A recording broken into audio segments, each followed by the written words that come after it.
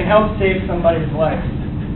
Whether that is a friend, a family member, a coworker, or a complete stranger, it is important that knowing and using CPR in a time of need can save someone's life.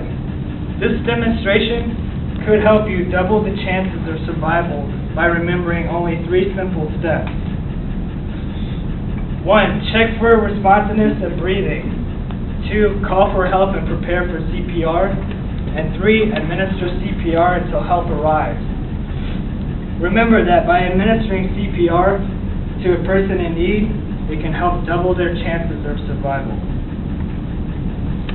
As I come over here to the demonstrator, what I'm going to do is I'm going to first, like I said before, check for responsiveness and ask the patient or the person laying on the ground if they're okay. This is going to be simply done by coming over, saying, "Hey, are you okay? Are you okay?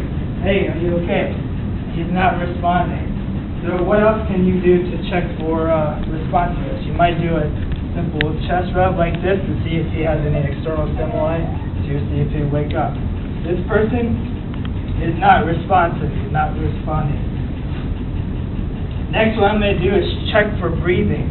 See if the person is breathing. What I'm going to do is I'm going to stop what I'm doing, listen and look. When I stop what I'm doing, listen and look, what I'm listening for is for breath, and what I'm looking for is for the chest rising or falling for breath. At that point, we're going to go to our second step. Now that we have determined that the patient is not breathing or responding to any of the shakes or chest rubs, we're going to prepare the patient for CPR.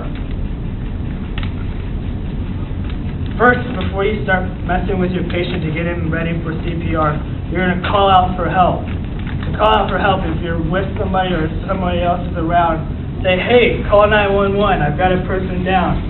Make sure that person gives the correct time and location of where you're at so that they can respond to this incident. Ensure that the person is on their back on a hard surface so that you can administer CPR. If you need to move them around to best suit your ability to give CPR, you can do so.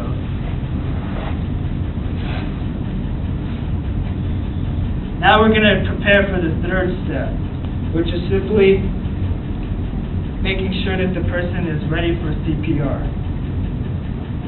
We're going to begin chest compression by finding the center of the patient's chest. To do this, go about to where the nipple line should be on the patient's chest. What you're going to do is you're going to take 2 hands, place it right above the patient's chest, in the center of their chest. Place one hand right on top of the other, keeping your arms locked and above the patient's chest. And you're going to make sure that you're not going to push down with your elbows because that will cause you to get tired quicker. So you're going to come over, push down, and when you're pushing down, you're going to make sure to push hard enough to go with about 2 inches down. This is to make sure that the heart pumps blood from the heart to the brain, keeping the brain filled with blood. As you're pumping down, you'll notice that you might get tired.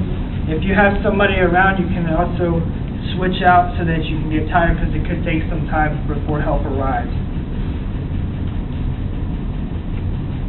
It is also important that when you're giving CPR that you give about 100 beats per minute.